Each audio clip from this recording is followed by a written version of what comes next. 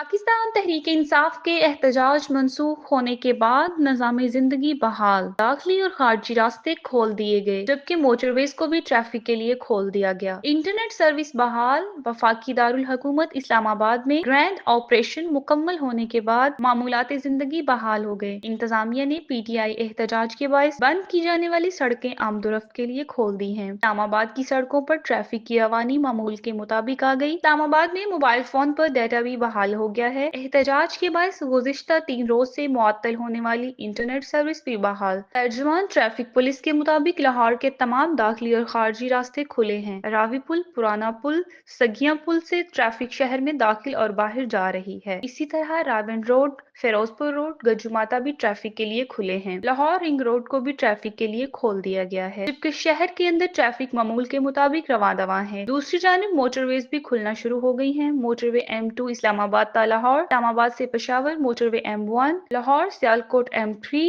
M4, M5 motorways हर तरह की ट्रैफिक के लिए खोल दी गई हैं। M11 सियालकोट ता लाहौर मोटरवे, M14 हल्का डेरा इस्माइल खान भी खुल गया है।